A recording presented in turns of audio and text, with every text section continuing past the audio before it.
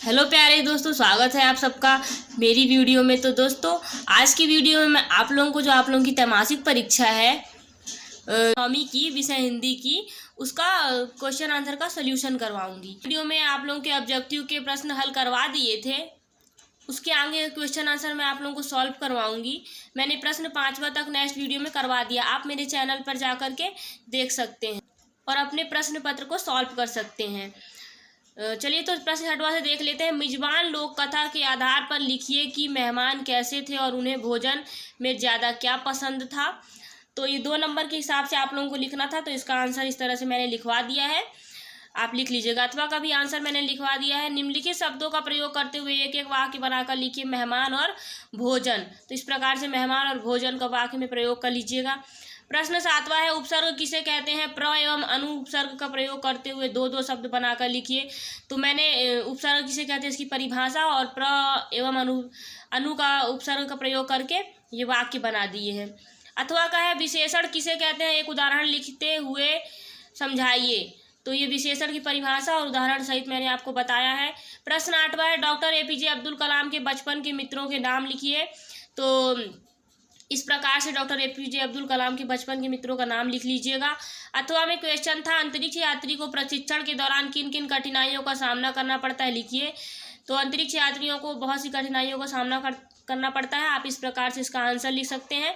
प्रश्न 9वां है, निम्नलिखित वाक्यों में उचित विराम चिन्हों का प्रयोग कर वाक्यों को पुनः लिखिए। तो ये जो वर्ड दिए गए हैं 2 वाक्य, इन्हें उचित विराम चिन्हों का प्रयोग करना था। तो क्या कल तुम विद्यालय जाओगे, इस प्रकार से इसका हो जाएगा वाह कितना सुंदर दृश्य है। तो इन दोनों का आंसर आप इस प्रकार से लिख सकते हैं। अथवा है, कारक किसे कहते हैं, कारक को कितने भेद होते हैं। तो कारक की परिभाषा और कारक के कितने भेद होते हैं, आप ऐसे लिख लीजिएगा। तत्सम शब्द की परिभाषा उदाहरण सहित लिखिए। तो तत्सम शब्द की परिभाषा ये होती है और ये इसका उदाहरण है। अथवा है, देशज शब्द की परिभाषा उदाहरण सहित लिखिए। तो देशज शब्द की परिभाषा उदाहरण दोनों ही मैंने लिखवा दिया, आप अच्छे से नोट डाउन कर लीजिएगा। प्रश्न 11वां है, निम्नलिखित मूल शब्दों के बाद दिए गए शब्दांश को जोड़कर शब्द बनाकर लिखिए। विज्ञान प्लस वैज्ञानिक, दुकान प्लस दार दुकानदार, सम्मान प्लस सम्मानित, तो पालन प्लस हार पालनहार। तो इस प्रकार से आप लिख लीजिएगा। अथवा है, संधि किसे कहते हैं, संधि के प्रकारों के नाम लिखिए। तो संधि की परिभाषा और संधि के प्रकार के नाम इस प्रकार से लिख लीजिएगा। चलिए प्रश्न 12वां देख लेते हैं। निम्नलिखित शब्दों के 2 पर्यायवाची लिखिए। तो आग, नेत्र, फूल, आकाश, इन सब का पर्यायवाची लिखना था, तो इस प्रकार से आप इनका पर्यायवाची लिख लीजिएगा। अथवा में पूछा गया था, विलोम शब्द किसे कहते हैं, सदुपयोग एवं विश्वास शब्द के विलोम लिखिए। तो ये विलोम शब्द किसे कहते हैं, इसकी परिभाषा और सदुपयोग विश्वास शब्द का विलोम शब्द मैंने लिख दिया है। प्रश्न 13वां है, मनुष्य ईश्वर को कहाँ कहाँ ढूंढता है। तो ये तो आप सभी को पता होता है, तो इस प्रकार से आप इसका आंसर लिख सकते हैं। अथवा में है, मानसरोवर से कवि कबीरदास का क्या आशय है। तो मानसरोवर से कबीरदास का आशय इस प्रकार है, आप लिख लीजिएगा। प्रश्न 14वां है, किन घटनाओं से पता चलता है कि हीरा और मोती में गहरी दोस्ती थी, लिखिए। तो इस कहानी को तो आपने पढ़ा ही होगा, तो आपको पता ही होगा इसका आंसर, बट अगर नहीं पता है तो आप इस प्रकार से लिख सकते हैं। अथवा है, कांजी हाउस में कैद पशुओं की हाजिरी क्यों ली जाती है, लिखिए। तो इस प्रकार से आप लिख लीजिएगा कि कांजी हाउस में कैद पशुओं की हाजिरी क्यों ली जाती है। प्रश्न 15वां पूछा गया था, बाढ़ पीड़ित क्षेत्र में कौन कौन सी बीमारी फैलने का खतरा होता है। तो बहुत इक्वली क्वेश्चन है, इसका आंसर सभी लोग दे सकते हैं। अगर आपसे नहीं आता है तो कोई बात नहीं, मैंने यहाँ पे लिखवा दिया, आप अच्छे से लिख लीजिएगा। अथवा है, फणीश्वर नाथ रेणु के मित्रों के नाम लिखिए।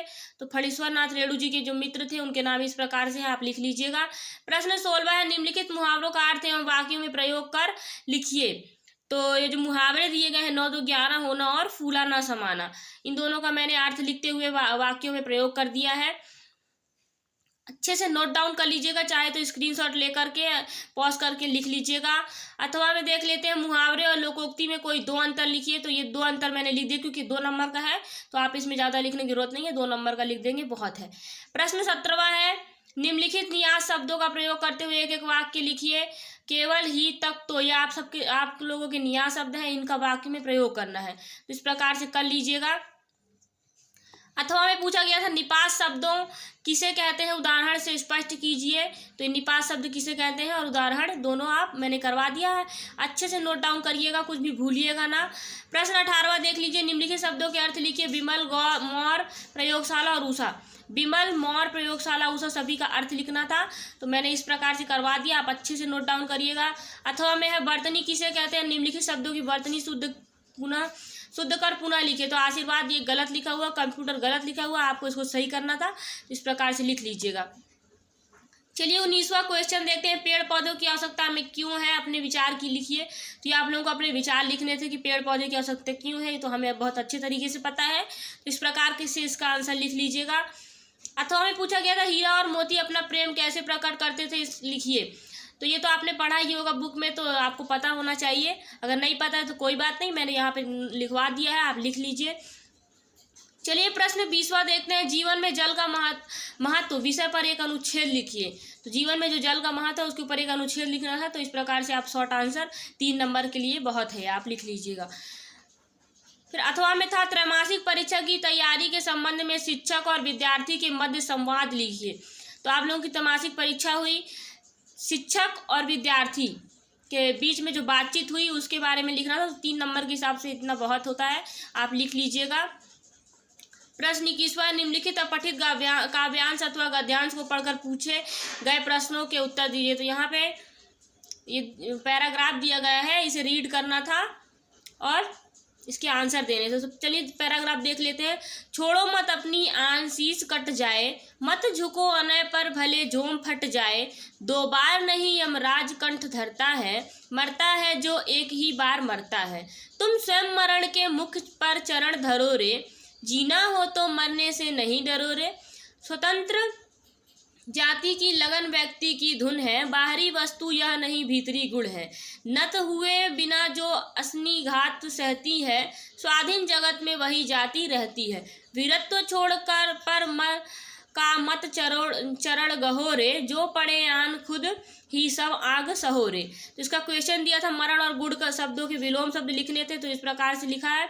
वीरता छोड़कर दूसरों के सहारे जीने की बात नहीं सोचना चाहिए, यह भाव किस पंक्ति में व्यक्त हुआ है। और इसका तीसरा क्वेश्चन था उपयुक्त काव्यांश का मूल भाव अपने शब्दों में लिखिए। तो इस प्रकार से इसका आंसर मैंने लिखवा दिया है, अच्छे से लिख लीजिएगा। चलिए अथवा देख लेते हैं, नर हो न निराश करो मन को, कुछ काम करो कुछ काम करो, जग में रहकर कुछ काम करो, यह जन्म हुआ किस अर्थ हो, समझो जिससे यह अर्थ ना हो, कुछ तो उपयुक्त करो तन को, नर हो न निराश करो मन को। तो इसके क्वेश्चन आंसर देखते हैं, मनुष्य को क्या करना चाहिए। दूसरा क्वेश्चन है उपयुक्त काव्यांश का भावार्थ लिखिए। तीसरा उपयुक्त काव्यांश का उचित शीर्षक। तो इस प्रकार से शॉर्ट आंसर मैंने लिखवाया, लिख लीजिएगा। चलिए दूसरा देख लेते हैं, भारत विविधताओं को देश है, यहाँ अनेक धर्म भाषाएं परंपराएं पाई जाती हैं, फिर भी भारत राष्ट्र की विशेषता अनेकता में एकता है। भारत में ऐतिहासिक एकता है, कश्मीर से केरल तक और अटक से कटक तक भारत का इतिहास एक है। देश में भौगोलिक एकता भी पाई जाती है। प्राचीन काल से ही संस्कृत भाषा ने राष्ट्रीयता को मजबूत किया है। भारत में सभी धर्म मानने वाले परस्पर और भाषा की विविधताओं के बावजूद राष्ट्रीयता की भावना दिखाई देती है। राजनीतिक दृष्टि से भी यह एक है, भारत एक राष्ट्र है, एक रहेगा। तो ये पैराग्राफ है, इसके क्वेश्चंस के आंसर देने थे अपन लोगों को। तो देख लेते हैं, उपयुक्त गद्यांश का उचित शीर्षक लिखना था, मतलब ये किसके बारे में दिया गया ये लिखना था। गद्यांश का सारांश 20 शब्दों में, जो भी आपको इससे देखकर समझ में आया उसको 20 शब्दों में लिखना था। उसके बाद है भारत राष्ट्र की मुख्य विशेषता क्या है, तो इसको लिखना था। तो इस प्रकार से लिख लीजिएगा। चलिए अथवा देख लेते हैं, श्रम साधना करने वाले को यश प्राप्त होता है और वैभव भी। श्रम करके एक निर्धन परिवार का बालक भी उच्च पद पर आसीन हो जाता है और अपने परिवार की आर्थिक स्थिति बदल देता है। श्रम करके हमें अलैंगिक आनंद की प्राप्ति होती है तथा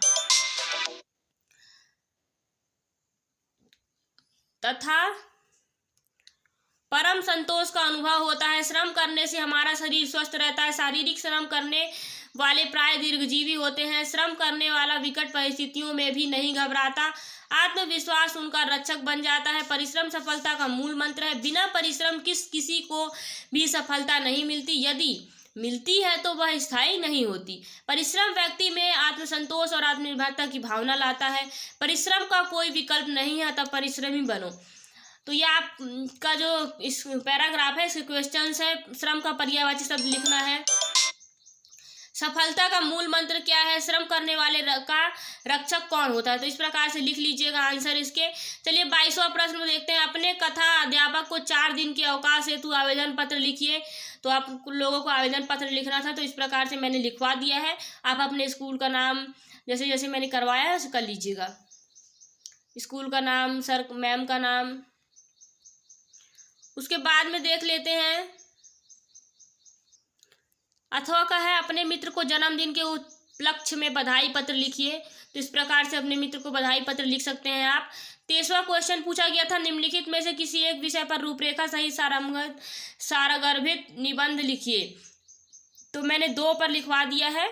आप चाहें तो अच्छे से लिख सकते हैं। जीवन में खेलों का महत्व और जल ही जीवन है। तो इस प्रकार से इसका लिख लीजिएगा। सो बच्चों, मैंने सारे क्वेश्चन के आंसर आप लोगों को हल करवा दिए हैं। अगर आप लोगों को मेरी वीडियो अच्छी लगी तो वीडियो को लाइक करो, चैनल को सब्सक्राइब करो और अपने दोस्तों के साथ शेयर करो। इसी प्रकार की मैं आप लोगों के लिए वीडियो लेकर आती रहूँगी।